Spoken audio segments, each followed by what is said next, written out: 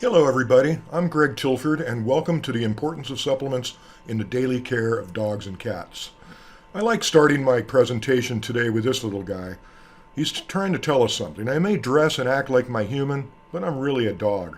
And it's hard for many of us who tend to really love, in some cases, our animals to death, to remember that. I mean, they're not like us. We might dress them like us, we might give them human names, but they have needs that are very different than ours. Which leads us into our first slide, the truth about animal nutrition. Before we start even thinking about supplements, there are some things we need to consider about what they really need. Number one, we have to put into mind, like our little friend at the previous slide, that foods that are appealing to them may not be appealing to us, and that's okay. Animals need diversity in their diets just like we do. I don't know about you, but I was raised by the old creed that if you switched dog foods for a dog from the brand that was advertising, of course. They said, no, you can't do that. It will be digestive upset time if you do that. It's not true. Animals need diversity just like we do. They need a change up in diet. They need nutrients from a variety of sources. Commercial pet foods are designed to address the average needs of dogs and cats. However, there's a problem with this because no two individuals are alike. And the nutritional needs of each individual will change every day as well. There is no such thing as static nutritional need. There's no such thing as static nutrition.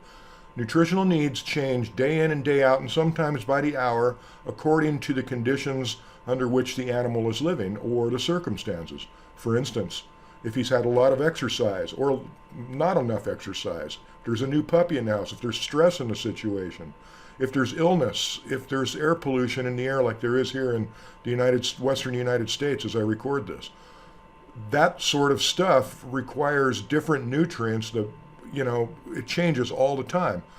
Your pet's nutritional needs will change day in and day out. While a commercial maintenance diet may serve as a basis of nutrition, it cannot address the exact needs of every individual.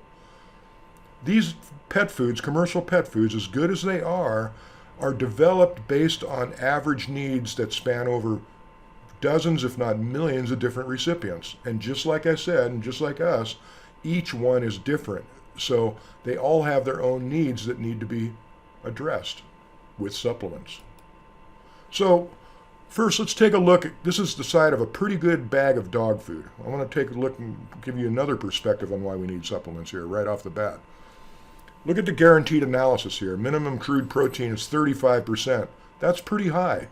You look down at the ingredients: beef, beef liver, beef tripe, beef kidney, beef heart, beef blood. Very specific. It's obviously beef. We know what's in this food. That's a good thing. Very good.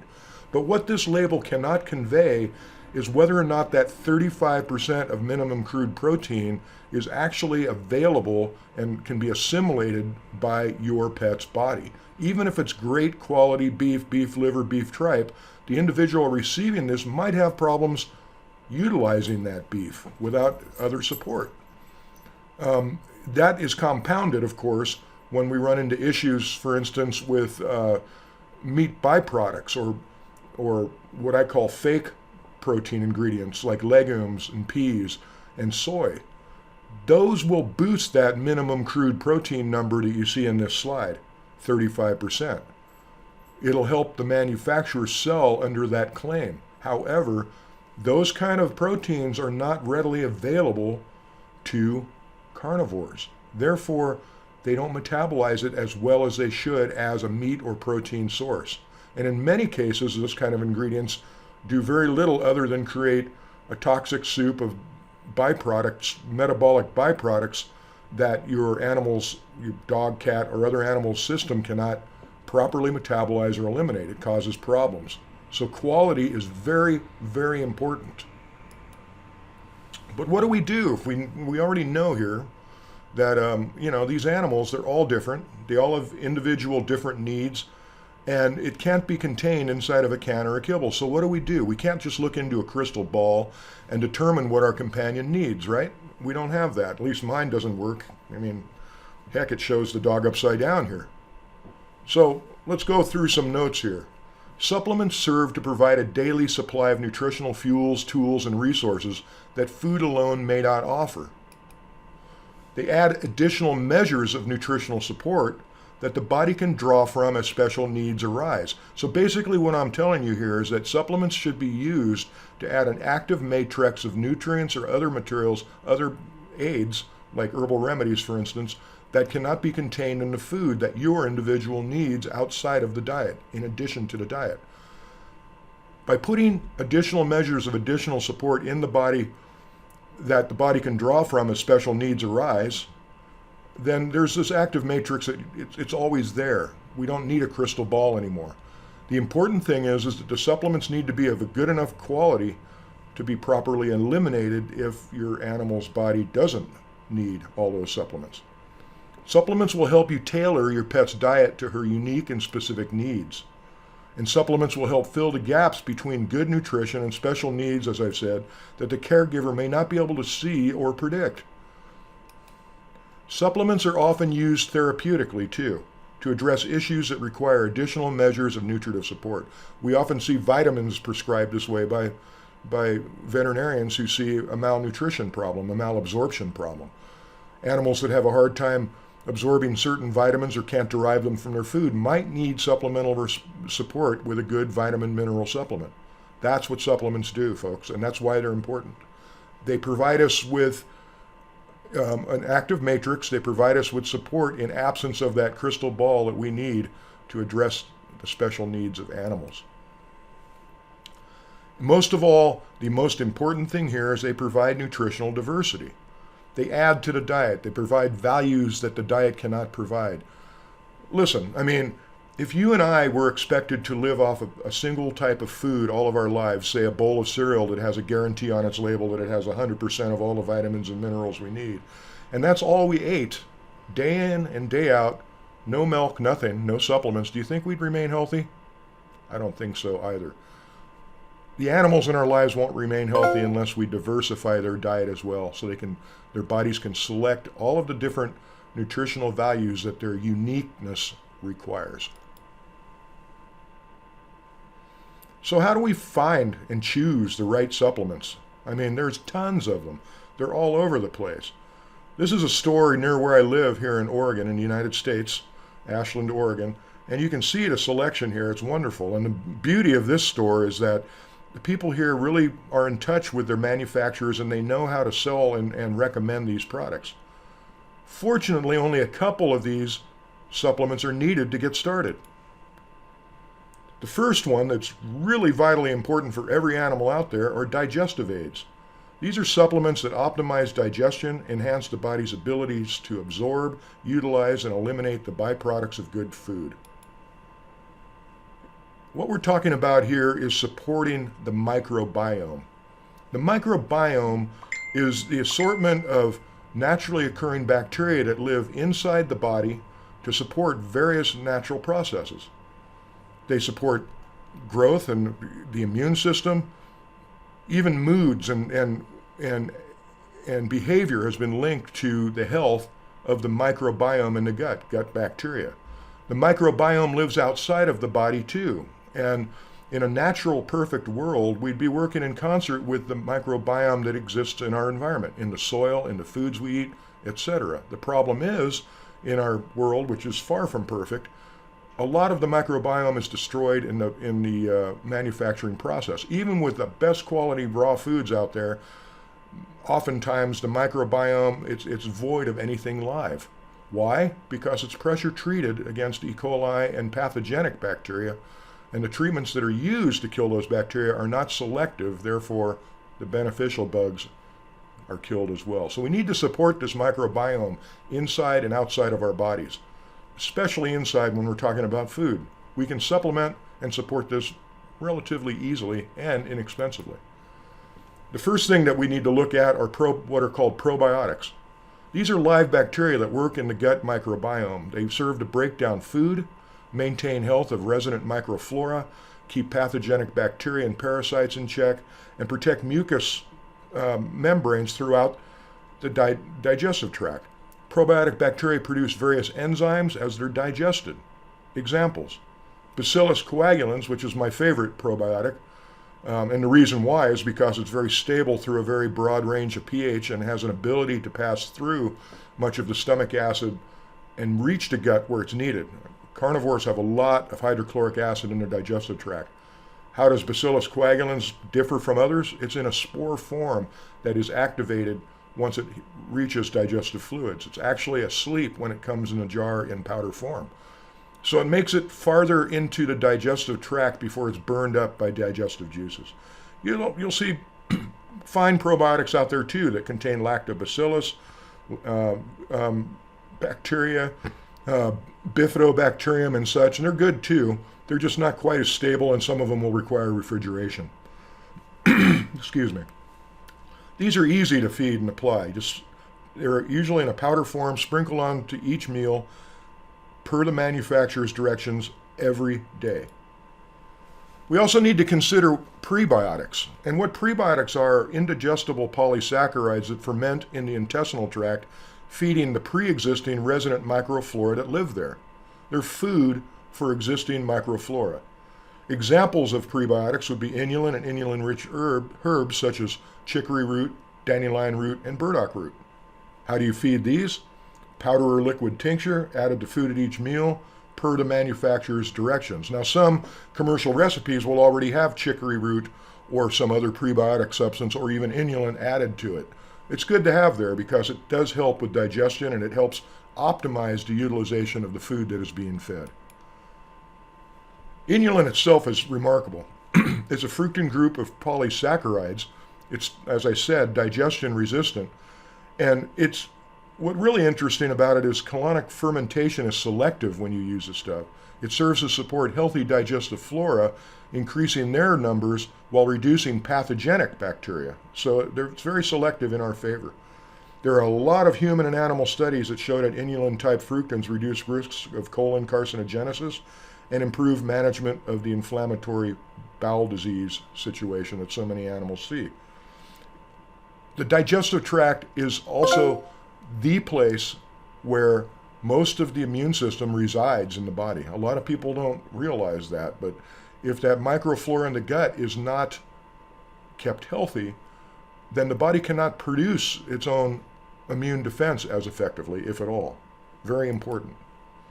The second thing to consider are digestive enzymes. They basically kind of cut to the chase. They do the work that the probiotics largely do when they go in. Probiotics digest and ferment, and they create digestive enzymes in the process of their work. Whereas digestive enzymes, we've already done the work scientifically to liberate these enzymes so they can go to work right away. What digestive enzymes are special protein molecules that catalyze the breakdown of various food materials into forms that the body can readily utilize. Enzymes help with transport of nutrients across blood barriers and also support healthy waste elimination.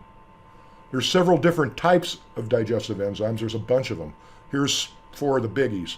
Protease breaks down proteins. It helps with the digestion, the assimilation, and the elimination of waste byproducts post-digestive of meat protein.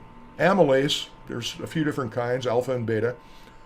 They help break down carbohydrates. So if there's vegetables or any kind of carb, potatoes for instance, sweet potatoes, in the diet, amylase is really going to help improve the digestion and the absorption of those carbohydrate constituents in the diet.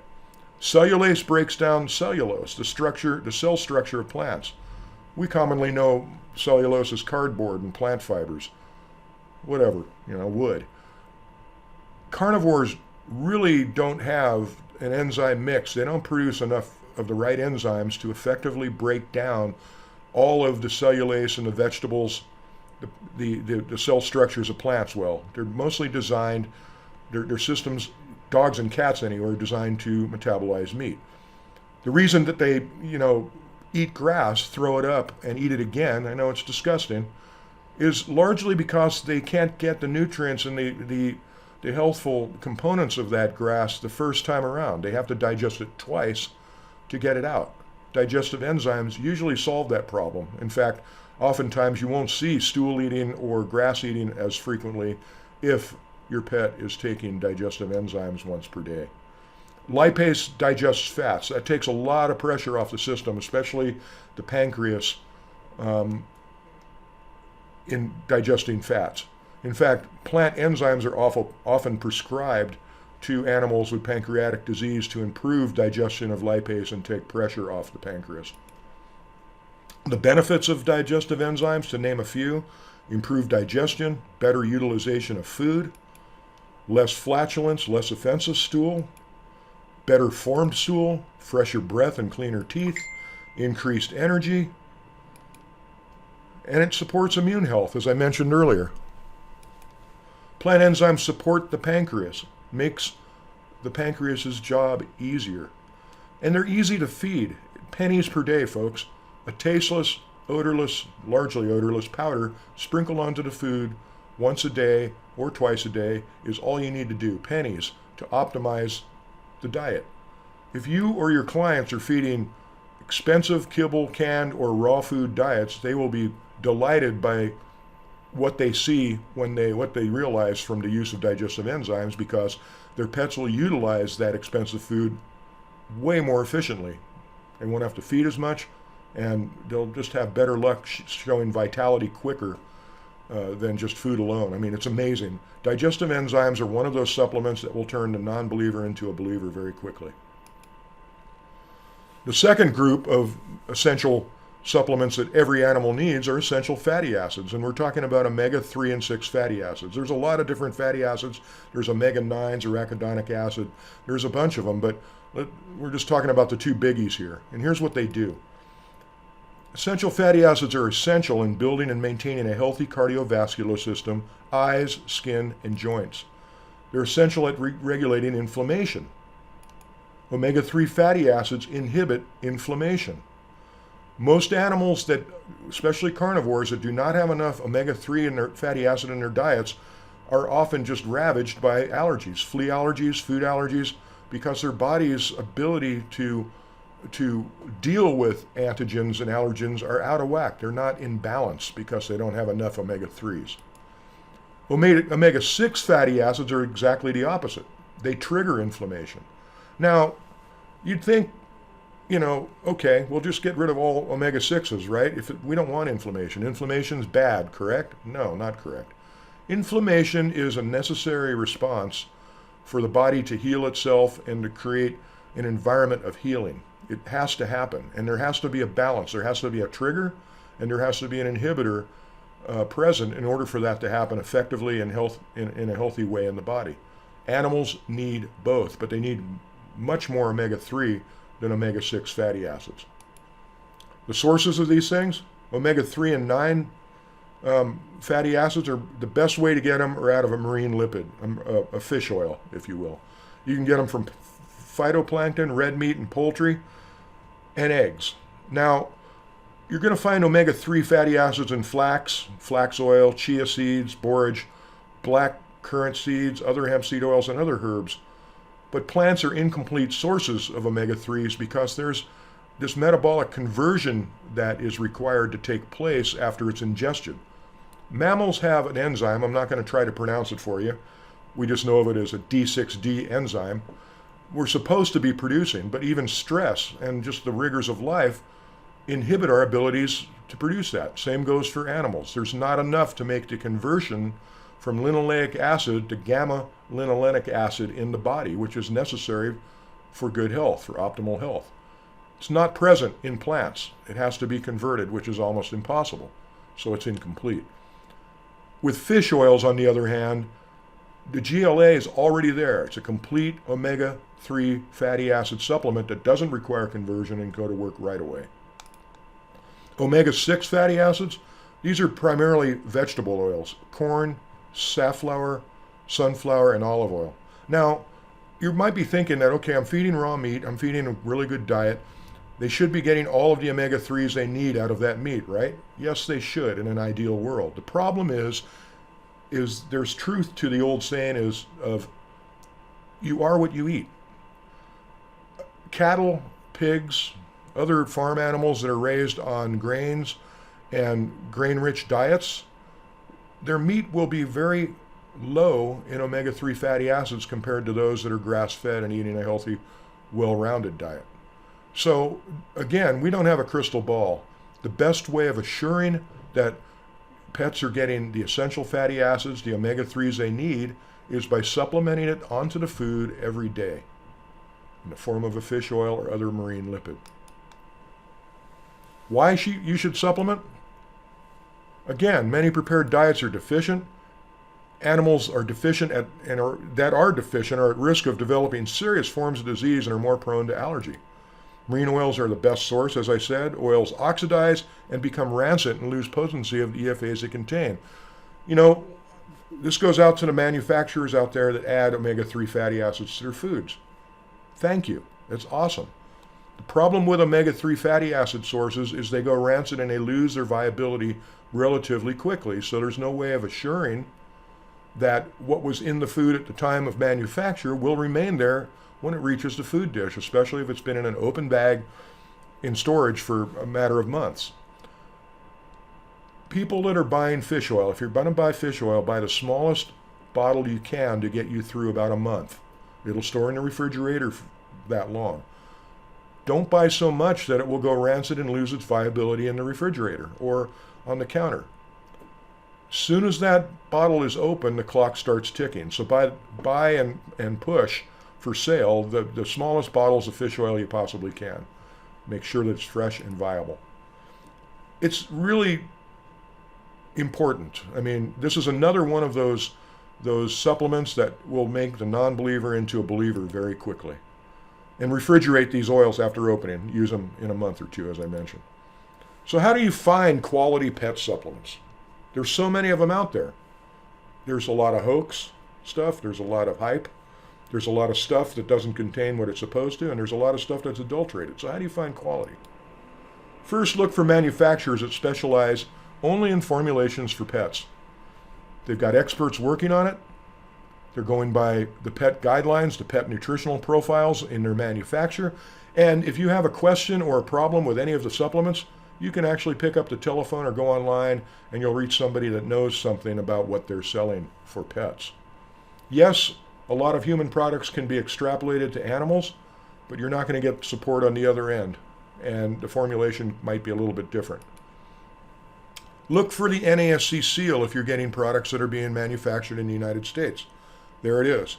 The National Animal Supplement Council it's a trade organization comprised of about 80% of the United States American pet industry right now, the supplements industry, and it basically requires the membership to follow very stringent guidelines that really are, in most cases, better than those that you'll find for human over-the-counter drug companies. I mean, it's very strict, it's very stringent on how we control quality in the manufacture of our products. It will give you a good idea that you're probably getting a pretty good product if it has the NASC seal on it, because we went through the hoops of making sure that it's high quality. Look for well-established manufacturers, people that have been around a while. I mean, there's a lot of people jumping on the bandwagon now, especially, the gravy train with online media and marketing. There's a lot of garbage out there, folks. So find companies and manufacturers that are established in the field first and look at their products to begin with. When you do, look for and demand transparency in what you're interested in. Ask about where the source of the meats or ingredients are of everything you buy. Ask questions. Get transparency. How was it manufactured? Where was it manufactured? Where did it come from? What kind of quality measures were put into place to assure that the ingredients used are actually the right ingredient? Those kind of questions. Demand transparency. Insist on human suitable or human grade ingredients. Animals, carnivores, I don't know what happened back in the 1950s or 60s when the garbage pet food, the kibble industry began. Somebody somehow thought that dogs, cats, and other animals can get by on a lower grade of protein and a lower grade of food than we require. That's why they eat the byproducts of our food industry, mostly in the big bag. That's not true. The truth is that because dogs and cats are carnivores, they need a better meat source than us. All the ingredients should be optimally the best. Find companies with experts standing behind whatever they sell. Again, somebody behind with a reputation. Advisory boards, look behind the company. Find out who's running the company. Find out the heart, the mind, the soul behind what is being sold. Avoid manufacturers that are marketing their supplements as cure-alls. There are no panaceas out there, folks. Even CBD and hemp, that's a whole other webinar. It's great stuff. It does amazing things, but it doesn't do everything. It's not a panacea. If a company is touting claims of their product curing cancer or different types of disease, move on. That's a no-no.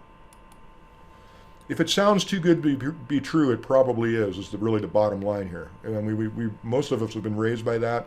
And with finding supplements and you're looking at claims, be aware. If it sounds too good to be true, it probably is. What about vitamins, minerals, and herb supplements? When do they come in? Well, use vitamin and mineral supplements if, one, you suspect your pet has deficiencies or requires added measures of support. Or if you're feeding a home-prepared diet or an incomplete commercial food. And there are commercial foods out there that are required to mention that this is not a complete diet, it's not a maintenance diet. Like a whole meat diet, for instance, a grain-free, no vitamins added, just straight meat source canned food. That is an incomplete diet that will require vitamins, minerals to be supplemented. Use herbal supplements to tailor the regimen of your animal to his specific needs. That's what herbs do. Herbs stand between what the body needs from nutrition and what it needs in additional support. All herbs do is support what the body is naturally designed to do for itself. Heal and remain healthy. They stimulate various systems to work more efficiently in favor of staying healthy. Another webinar for sure. Herbal supplements also help, support body systems that may need a boost. Echinacea, for instance, is touted as the immune system herb for colds and flus and any kind of viral infection or early stage viral infection. It does stimulate killer T cells and various constituents in the immune system. But remember, when using herbal supplements, and I'll leave it here, you've got to have good food going in, because all these herbs, all they're doing is calling upon the body to work harder in various areas. If there isn't the tools, the fuels needed already in place, then there's nothing to work upon, and it won't work. You won't find good results. Herbs, as I mentioned, stimulate and support natural immunity. It looks like we're kind of out of time. I want to thank you so much for attending. I hope you'll join me for future webinars. Your comments and questions are welcomed and will be addressed as soon as possible. You can reach us at animalessentials.com. We have a new presence in Europe as well. You can visit us at www.animalessentials.eu on the European and UK side of the pond, or email us directly at info@animalessentials.com with any questions. Thank you. I'm Greg Tilford. Have a good day.